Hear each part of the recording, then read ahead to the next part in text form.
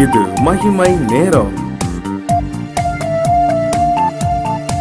பிதாவாகிய தேவனாலும் கர்த்தராகிய இயேசு கிறிஸ்துவினாலும் உங்கள் எல்லாருக்கும் கிருபையும் இரக்கமும் சமாதானமும் உண்டாவதாக.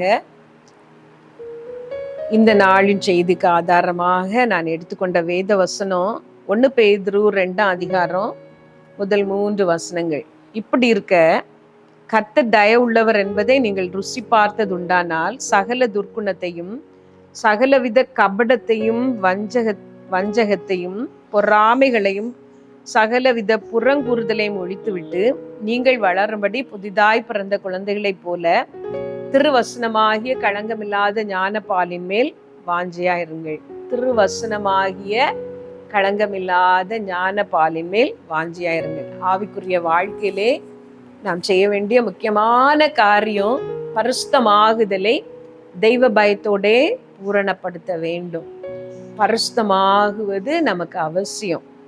பேதுரு இந்த வசனத்துல அதை தான் சொல்லுகிறார். புறங்கூறுதலை ஒழித்துவிட்டு, துர்க்குணத்தை ஒழித்துவிட்டு, பொறாமைகள் இந்த மாதிரி கெட்ட குணங்களை எல்லாம் ஒழித்துவிட்டு திருவசனமாகிய களங்கமில்லாத ஞான பாலின் மேல் வாஞ்சியாருங்கள் என்று நமக்கு ஆலோசனை சொல்லுகிறார். ஆவிக்குரிய வாழ்க்கையிலே நாம் வளர்வதற்கு என்ன செய்ய வேண்டும், எதிலெல்லாம் நாம் பூரணத்தை நாட வேண்டும் என்று சொல்லி வாசித்தோம், நாம் பார்த்தோம், தியானித்தோம். இந்த நாளிலே நாம் செய்ய வேண்டிய 2 காரியங்களை நாம் தியானித்து முடிக்க போகிறோம். ஒன்று, திருவசனமாகிய களங்கமில்லாத ஞான பாலின் மேல் நாம் வாஞ்சியா இருக்க வேண்டும். உள்ளான மனுஷன், ஆவிக்குரிய மனிதன் வளர்வதற்கு நமக்கு போஷாக்கு சத்து தருவது ஆண்டவருடைய வார்த்தைகள் தான். ரொம்ப முக்கியமானது வேத வசனம் தான். ஆண்டவருடைய வசனம் உங்களுக்குள்ளே பரிபூரணமாய் வாசமாய் இருப்பதாக என்று சொல்லி வேதத்துல நாம் வாசிக்கிறோம்.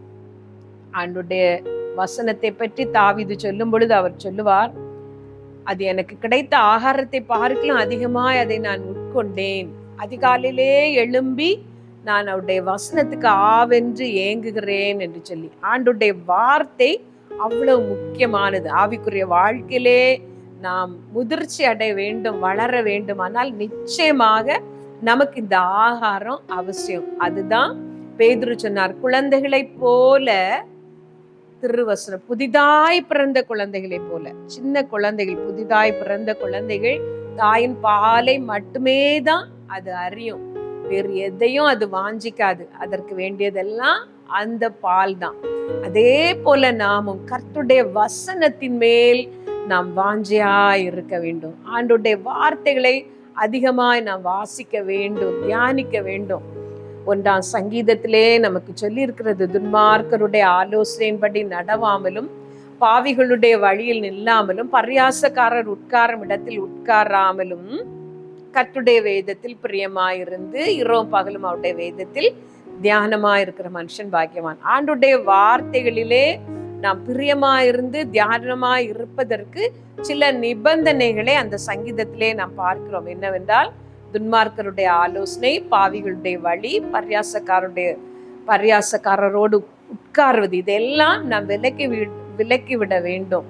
உலக காரியங்களிலே உலக மனிதர்களோடு அதிக நேரம் பேசிவிட்டு, இன்றைய நாளின் நிலைப்படி நாம் பார்த்தோமானால் அதிக நேரம் நம்முடைய மொபைல் போனுக்கு முன்பாக உட்கார்ந்து விட்டு, இல்லை அதிக நேரம் டிவிக்கு முன்பாக உட்கார்ந்து விட்டு வேதத்தை நாம் படிக்க போனோமானால் நம்முடைய மனது அந்த வார்த்தைகளை ஏற்றுக்கொள்ள கஷ்டப்படும். நம்முடைய மனது தெளிவாக இருக்கும் பொழுது வேத வார்த்தைகள் எளிதாக நமக்குள்ளே போகும், அதை நாம் தியானிக்க முடியும். வேண்டாத அழுக்குகளை எல்லாம் நாம் உள்ளால் திணித்து வைத்து விட்டு வேத வசனத்தை உட்கொள்ளலாம் என்று பிரயாசப்பட்டால் வேத வசனம் எளிதாக நமக்கு ஏற்றுக்கொள்ள முடியாது. எங்கெல்லாமோ நம்முடைய சிந்தனைகளும் மனதும் செதறிக்கொண்டே இருக்கும். ஆகவே அதையெல்லாம் விலக்கி விட்டு ஆண்டவருடைய வார்த்தைகளை நாம் தியானிக்க வேண்டும்.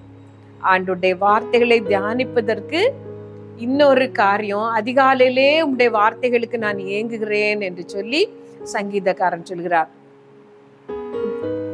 காலையிலே நம்முடைய மனது தெளிவாக இருக்கும், நம்முடைய சிந்தனைகள் தெளிவாக இருக்கும். அந்த நேரத்திலே முதலாவது நாம் வேதத்தை வாசிக்கும் பொழுது வேத வசனம் நமக்கு நல்ல போஷாக்காக நமக்குள்ளால் இறங்குகிறது. வேத வசனத்தை வாசிப்பது அனுதினமும் நாம் வாசிக்க வேண்டும். தமிழிலே ஒரு பாட்டு உண்டு, ஔவையாருடைய ஒரு பாட்டு. ஒரு நாள் உணவை ஒளி என்றால் ஒளியாய், இரு நாளைக்கு ஏலென்றாய் ஏலாய், ஒரு நாளும் என் நோவு அறியாய், இடும்பை கூர் என் வயிறே என்று சொல்லி ஒரு செய்யுள் உண்டு. ஒரு நாள் வேண்டாம் என்று சொன்னால் இந்த வயிறு ஒத்துக்கொள்ளாது. அதை ஒவ்வொரு நாளும் நமக்கு உணவு வேண்டும். 2 நாளுக்கு சேர்த்து சாப்பிடு என்று சொன்னாலும் இந்த வயிறு அதை ஏற்றுக்கொள்ளாது. 2 நாளுக்கு சேர்த்து நாம் சாப்பிட முடியாது. அன்றன்றுள்ள ஆகாரத்தை எங்களுக்கு தாரும் என்று சொல்லி ஒவ்வொரு நாளும் இந்த வேத வசனத்தை நாம் வாசிக்க வேண்டும். அப்படி நாம் வாசிக்கும் பொழுது ஆவிக்குரிய வாழ்க்கையிலே நமக்கு வளர முடியும். 2வது ஒரு காரியம், ஒரு சீரான ஒரு ஜெப வாழ்க்கை நமக்கு இருக்க வேண்டும். ஒரு 4 நாள் ஜெபம், ஒரு 10 நாள் ஆண்டவரை மறந்து விடுவது அப்படி அல்ல. ஒவ்வொரு நாளும் ஆண்டவரோடு நாம் தனித்திருக்கிற நேரம் நம்முடைய வாழ்க்கையிலே இருக்க வேண்டும். தனியாக ஜெபிக்க வேண்டும். நிறையவே திருப்திப்படுவது மற்றவர்களோடு சேர்ந்து ஜெபிக்கிற ஜெபம் போதும் என்று நினைக்கிறோம். மற்றவருடைய பிரசங்கங்கள், வேறு பிரசங்கங்களை கேட்கிற நேரம் ஆண்டவரோடு செலவிடுகிற நேரம் என்று நினைக்கிறோம். அப்படி அல்ல. தனியாக நீங்களும் இயேசு கிறிஸ்துவ மாத்திரம் செலவழிக்கிற நேரங்கள் உங்கள் வாழ்க்கையில இருக்க வேண்டும். அப்பொழுதுதான் அவர் உங்களுக்குள்ள தனிப்பட்ட காரியங்களை உங்களுக்கு வெளிப்படுத்துவார். யாருடைய பிரசங்கத்தையோ ஜெபத்தையோ அதிக நேரம் கேட்டுவிட்டு திருப்தி அடைந்து விடுகிறோம். அந்த நிலை இல்லாமல் நீங்கள் தனியாக ஆண்டவரோடு ஜெபிக்க பழக வேண்டும். ஒரு நிமிடம் யோசித்து பாருங்கள். நீங்கள் மற்ற ஜெபங்களோடு செலவழிக்கிற நேரம் அதிகமா, இல்லை தனியாக ஆண்டவரோடு செலவழிக்கிற ஜெப நேரம் அதிகமா என்று சொல்லி தனியாக ஜெபிக்கிற ஜெப நேரம் உங்கள் வாழ்க்கையிலே அதிகமாகும் பொழுது நீங்கள் ஆவிக்குரிய வாழ்க்கையிலே வளருகிறீர்கள். கண்களை மூடி நாம் ஜெபித்து முடிக்க போறோம். இந்த செய்தியை கேட்ட நீங்கள் உங்கள் உள்ளத்திலே ஒரு தீர்மானம் எடுங்கள். நான் ஆவிக்குரிய வாழ்க்கையிலே வளர வேண்டும். நான் ரட்சிக்கப்பட்ட அதே நிலையிலேயே நான் இருக்கக்கூடாது. நான் வாலிபனாக பிதாவாக வேதம் சொல்லுகிற அந்த முதிர்ச்சிக்கு நான் வர வேண்டும். ஆண்டவரே எனக்கு உதவி செய்யும் என்று கேளுங்கள். ஆண்டவரோடு தனித்திருக்கிற நேரம் உங்களுக்கு இல்லையானால் இன்றைக்கு ஒவ்வொரு நாளும் இந்த நேரம் நான் ஆண்டவரோடு இருப்பேன் என்று தீர்மானம் செய்யுங்கள். ஒவ்வொரு நாளும் வேதத்தை நான் வாசிப்பேன் என்று ஒப்புக்கொடுங்கள். சர்வ வல்லமையுள்ள எங்கள் நல்ல தகப்பனே, இந்த வாரத்தின் செய்திகளை எங்கள் ஒவ்வொருத்தருக்கும் ஆசீர்வதித்து தாரும் ஆண்டவரே. ஆவிக்குரிய வாழ்க்கையிலே பலவான்களாக, ஊனமுற்றவர்களாகவோ சோர்ந்து போனவர்களாகவோ பின்னிட்டு போனவர்களாகவோ இல்லாமல் பலவான்களாக இருக்க எங்களுக்கு நீர் உதவி செய்யும் ஆண்டவரே.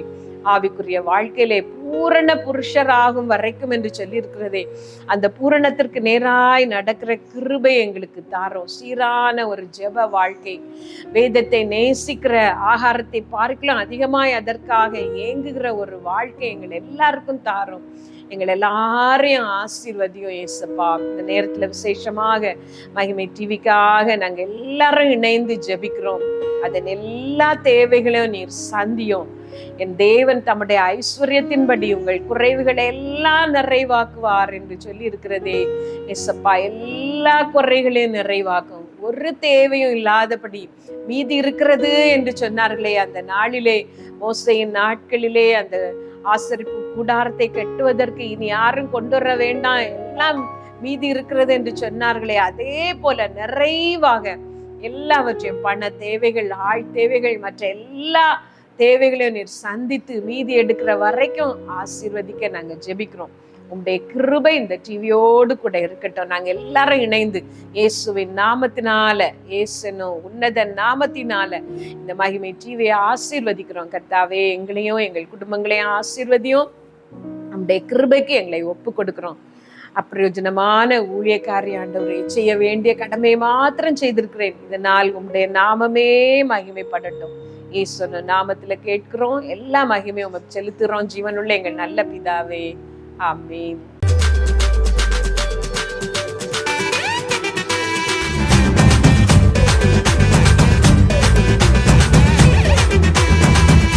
மகிமை